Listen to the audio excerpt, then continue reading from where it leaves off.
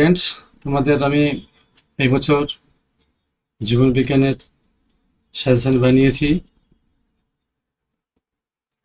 প্রতি বছরই দেওয়ার চেষ্টা করি, যাক এই বছরও আমি মিস করিনি।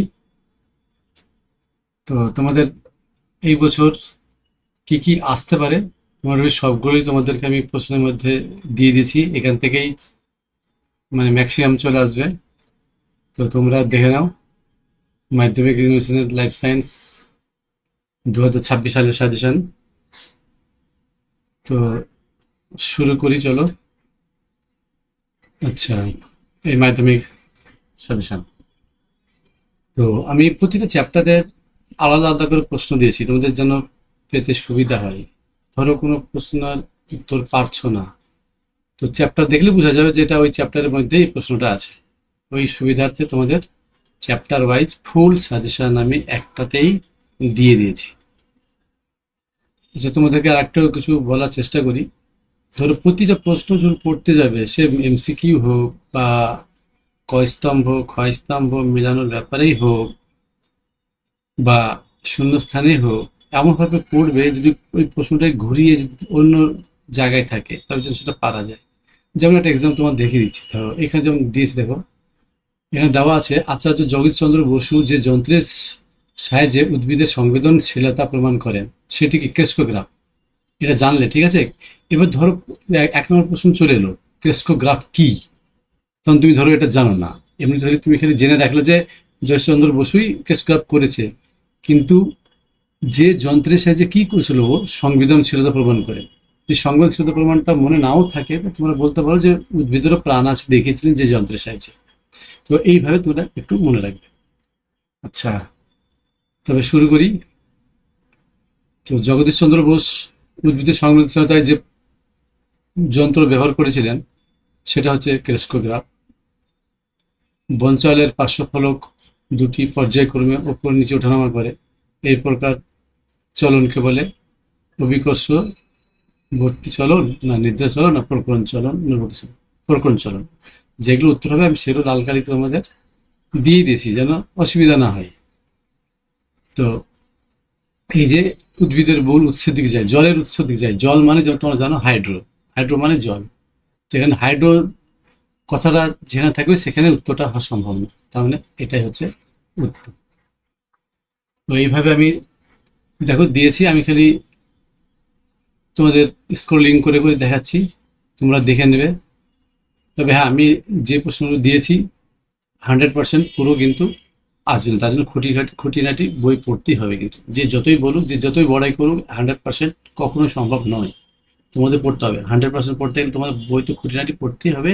এমনকি রেফারেন্স বইও পড়তে হবে। একটা বই পড়লেই হয়তো সম্ভব নয়, দুটো বই পড়তে হবে।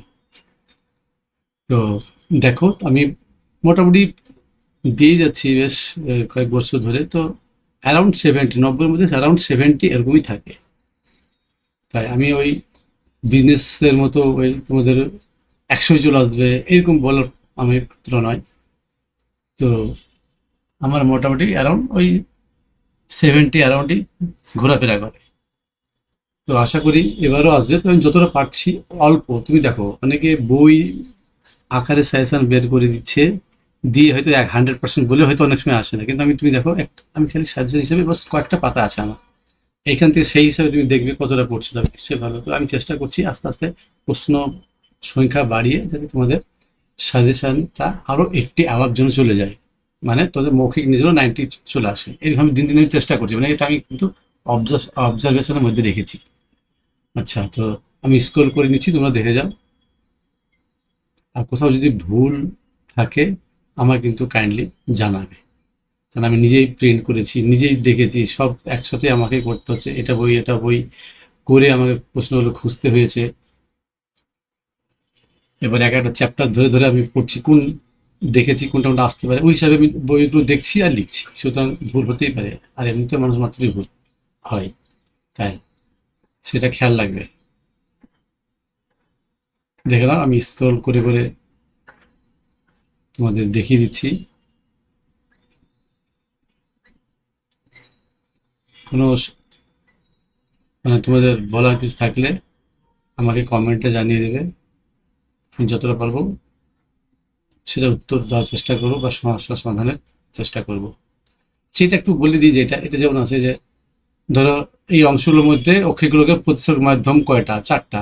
যেহেতু আমি দিয়ে দিয়েছি যা, তো 4টা কোনগুলো ওইগুলো নামগুলো মনে রাখবে। অনেক সময় পরীক্ষায় আসে যে এই প্রতিসরক মাধ্যম হিসেবে কাজ করে চোখের অংশগুলির নাম লিখো। তো উত্তর হবে কর্নিয়া,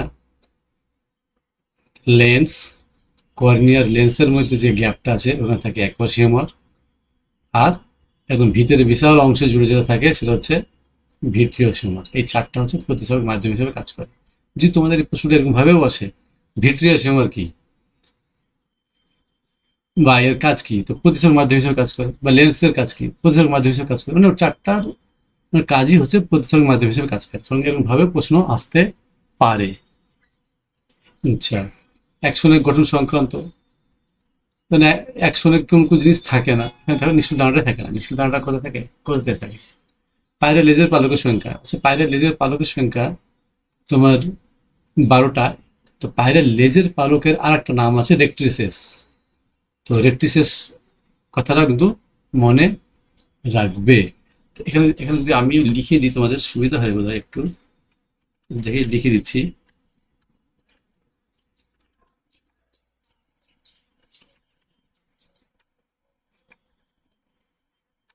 রেক্ট্রিসেস, যাক এটা এটা সফটওয়্যারটা মনে হয় আমি ডিসেবল করে দিয়েছি, এই জন্য হচ্ছে।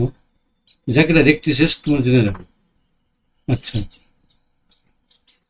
তারপর দেখে যাও এগুলো, আমি শুধু স্ক্রল করে করে যাচ্ছি।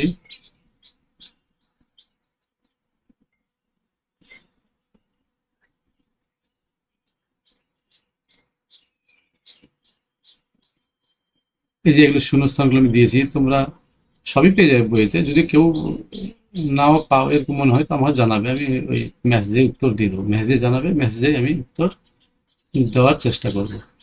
যে ঠিক ভুল এগুলো কিন্তু উত্তর আমি দিয়ে দিয়েছি। দেখো লাল এগুলোতে ঠিক, আর যেগুলো নীল সেগুলো হচ্ছে ভুল।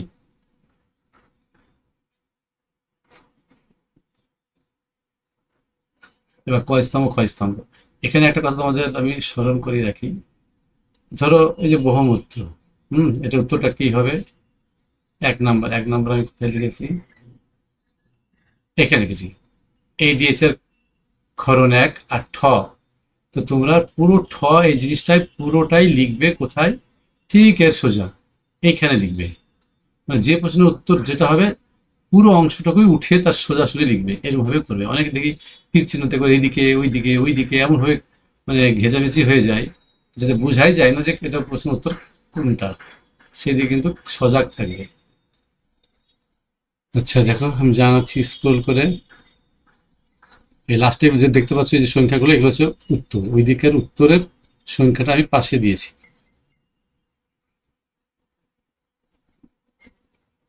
আচ্ছা এখানে দেখো MCPA, এটা হচ্ছে আগাছা দমনের। আগাছা দমনে কিন্তু আরো দুটো আছে, এটা মনে রাখবে, 24D, 245T।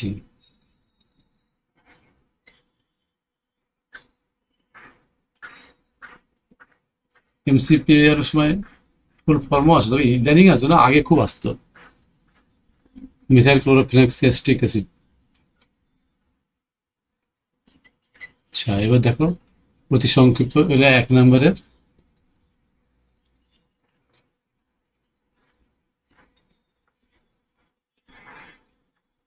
আচ্ছা এখানে এখানে কিন্তু আমি এই নাম্বারগুলো দিতে ভুলে গেছি। হুম 22 হবে।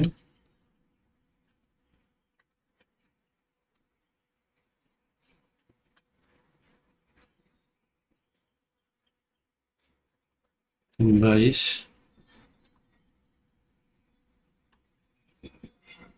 এ হবে না, এটা এটা ঠিক হয়ে গেছে। এখানে একটা হতো 23।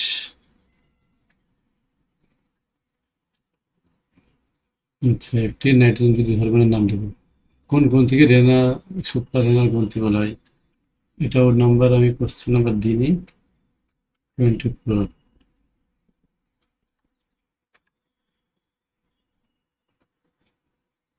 আচ্ছা এটা হচ্ছে 25। নাম্বার দিলে কি চোখে পড়তে সুবিধা হবে, নাহলে একটা লাইন পুরো দুটো তিনটে প্রশ্ন একটা লাইনে থাকলে তোমাদেরই হয়তো অসুবিধা হবে। এগুলো আলাদা আলাদা কোশ্চেনের মধ্যে রেখে দিলেই ভালো। ব্যাস, দেখে যাও তারপর।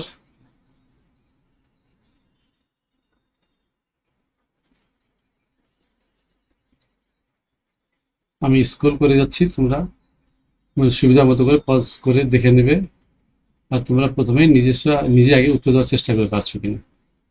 আচ্ছা, এবার দ্বিতীয় চ্যাপ্টার, জীবনের প্রভাবনতা। আমি লাল কালিতে সবগুলো তোমাদের উত্তরগুলো দিয়ে দিয়েছি, এই জন্য আমার অতিরিক্তভাবে বলার কোনো দরকার নাই। অযথা ভিডিওটা বেশি বাড়িয়েও লাভ নেই।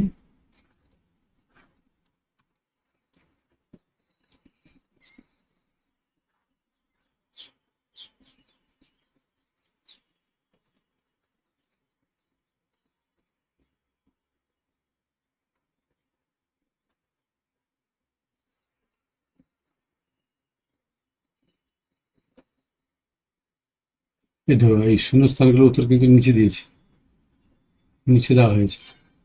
আগেরটা মনে হয় দিতে ভুলে গেছি সম্ভবত, তাই তো মনে হলো। যাক, এখানে এই উত্তরগুলো দিয়েছি।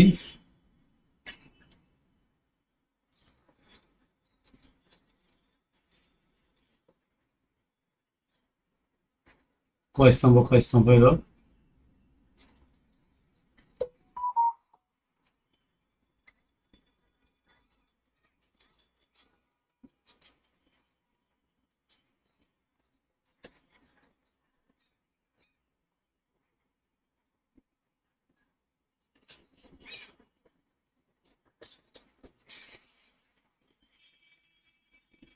এবার 3 নম্বর চ্যাপ্টার, বংশগতি ও কয়েকটি সাধারণ জিনগত রোগ।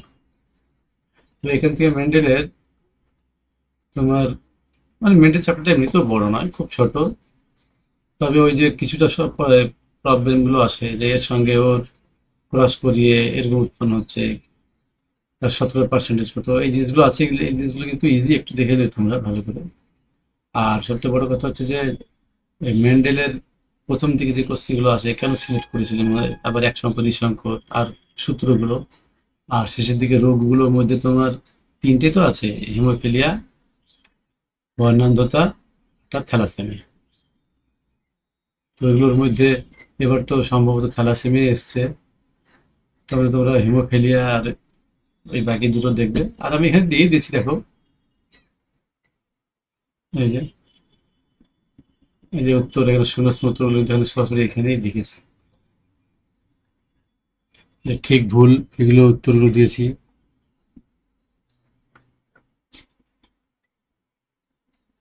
কয় স্তম্ভ চ্যাপ্টারের ওপর এখানে দেওয়া হয়েছে। হ্যাঁ, আরেকটা কথা বলি, ধরো এখানে আমি দিয়েছি এটা কয় স্তম্ভ হিসেবে দিয়েছি, এটা তো আলাদা করে আসতে পারে হয়তো 1 নম্বরে অন্য কোথাও, যে কুঞ্চিত হলুদ বর্ণের বীজ যুক্ত মটরের জিনোটা কি, এই হিসাবে আসতে পারে। সুতরাং ওই জন্য বলছি, তোমার যখন পড়বে ভালো করে খেয়াল করবে। যেমন মেন্ডেল দ্বিতীয় সূত্র, এই ছয়ের উত্তর কোনটা, স্বাধীন বিন্যাস সূত্র। কিন্তু তোমার ধরো 1 নম্বর প্রশ্ন এরকম ভাবে আসতে পারে যে মেন্ডেলের দ্বিতীয় সূত্র কোনটি, বা মেন্ডেল কোন ক্রসের ওপর বা কোন সংকরের ওপর বিশেষ করে এই দ্বিতীয় সূত্রটি পেয়েছে। তো মেন্ডেল কি দ্বিসংযোজনের উপর বিশেষ করে পেয়েছে এটা। তো এরকম ভাবে তো কিন্তু তোমরা পড়ে রাখবে। একটা কোশ্চেন দিলাম মানে তোমার শুধু ওইটুকুই যথেষ্ট তা নয়, এর মধ্যে কিন্তু কেমনভাবে প্রশ্ন আসতে পারে সেটাও খেয়াল রাখতে হবে। মেন্ডেল দ্বিতীয় সূত্র টি লেখো, এবার তুমি স্বাধীন বিন্যাস সূত্র তুমি জানো না দ্বিতীয় সূত্র, তুমি লিখতে পারবে না। বা মেন্ডেলের দ্বিতীয় সূত্রটির নাম লেখো, স্বাধীন বিন্যাস সূত্র। এবার তুমি এখানে হয়তো দেখে বুঝে নিচ্ছ যেটার সঙ্গে এটা, কিন্তু যখন ধরো সম্পূর্ণ আলাদা করে কোশ্চেনটা আসছে, তখন যেন তুমি উত্তর পারো এরকম ভাবে কিন্তু দেখে রাখবে। এর জন্য অটোজম বাহিত রোগ, এখানে তো দেখে তোমার মুখস্থ হয়ে আছে যে হ্যাঁ এটা এটা মানে এটা হবে। কিন্তু যখন ধরো 1 নম্বর প্রশ্ন, অটোজম বাহিত একটি রোগের নাম লিখো, তখনও যেন খেয়াল থাকে যেন যে ওটাই এখানে যেটা পড়েছো সেখানে কিন্তু সেরকমভাবে উত্তরটা দেওয়ার চেষ্টা করো।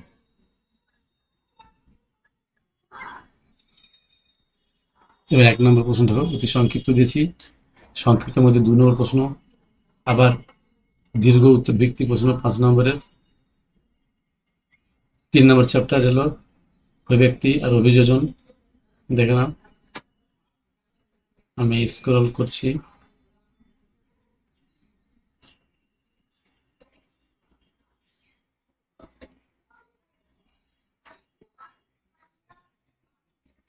যেখানে শূন্যস্থানগুলো দিয়েছি এখানে, হ্যাঁ, উত্তরগুলো নিচে দিয়েছি।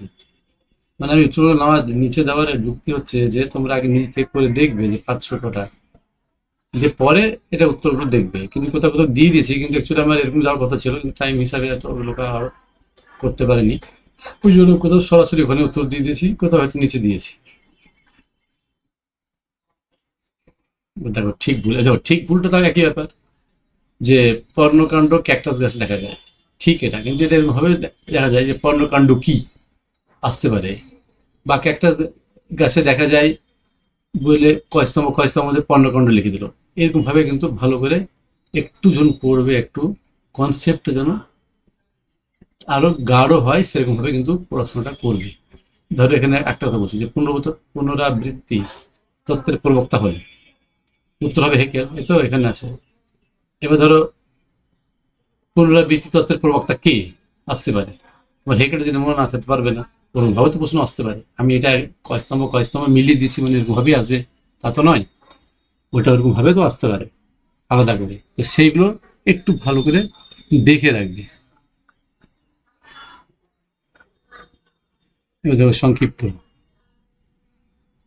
সংক্ষিপ্ত 2 নম্বর মধ্যেও হয়, বা কোনো কোনো 3 নম্বরও থাকে। তো যেখানে 3 নম্বর আছে মানে 3 নম্বরও দিয়েছি।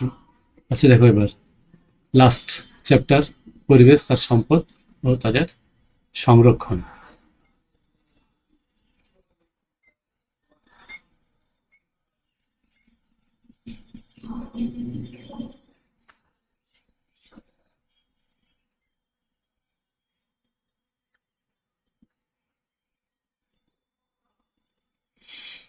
কয় স্তম্ভ কয় স্তম্ভ, এই পাশেগুলো কিন্তু উত্তর, এই পাশেগুলো কিন্তু ওই দিকের প্রশ্নগুলো ঠিক কত নম্বরে আছে সেই হিসাবে দিয়েছি। কিন্তু তোমাদের তো আমি জানিয়েছি যে এটার উত্তর যেটা হবে সেটা পুরোটাই ওর সোজাসুজি লিখবে।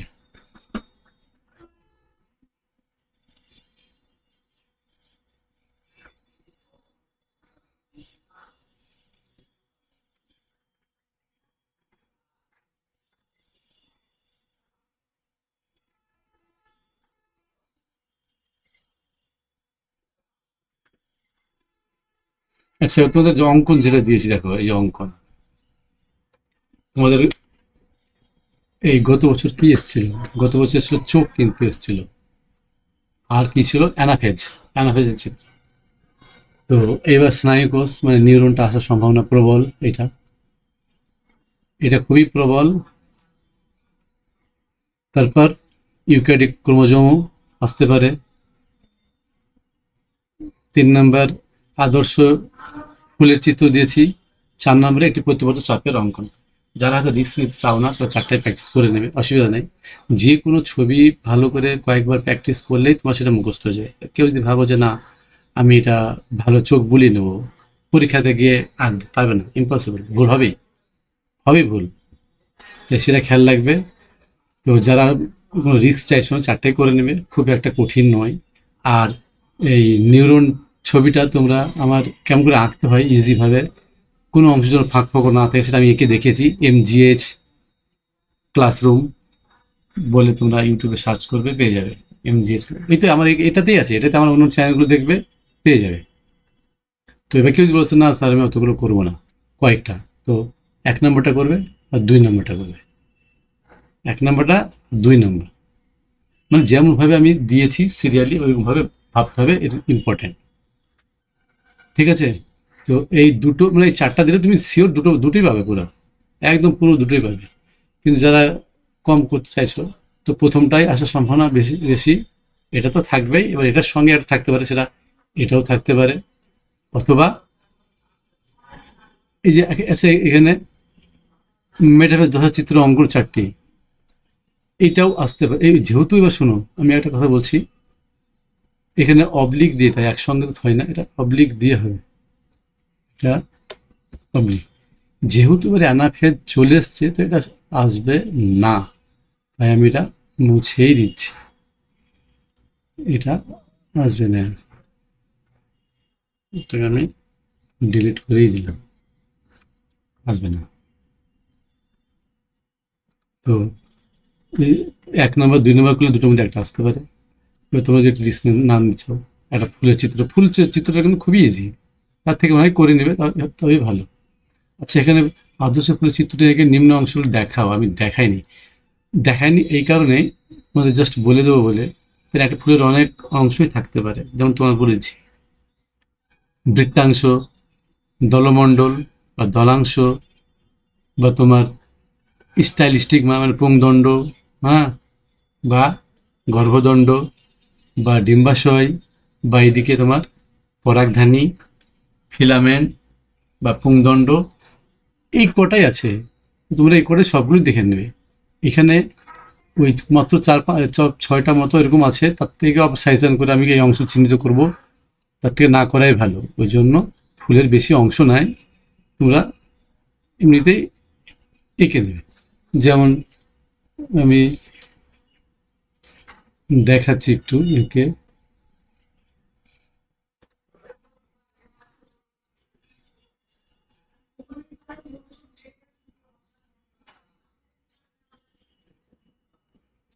যাক, আমি ভিডিওর বাড়াচ্ছি না, তো এই অংশ দেখে নেবা। আর লাস্টে একটি প্রতিবর্ত চাপের চিত্র দিয়েছি, এই অংশগুলো দেখাতে বলেছি, এগুলোই থাকবে।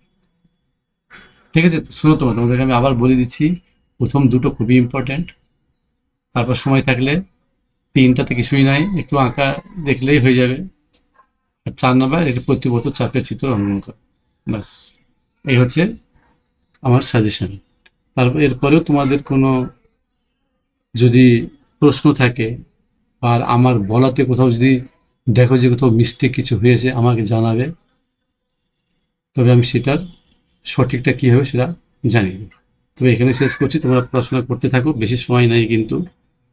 আর মাধ্যমিকটা হচ্ছে তোমাদের জীবনের প্রথম রাস্তা, সুতরাং প্রথম জীবনের রাস্তা যদি ভালো না হয়, পরের রাস্তাগুলোও কিন্তু তোমাদের হোঁচট খেতে হবে। এক যে এক্সাম্পল বলছি, ধরো কেউ সায়েন্স চাইছো, তোমার নাম্বারই ভালো হলো না, তো সায়েন্স তোমাকে অনেক স্কুল নাও দিতে পারে। তো এই জন্য জীবনের প্রথম রাস্তা যেন ভালো হয়, সেটা অবশ্যই খেয়াল রাখবে বলে আমি এখানেই শেষ করছি।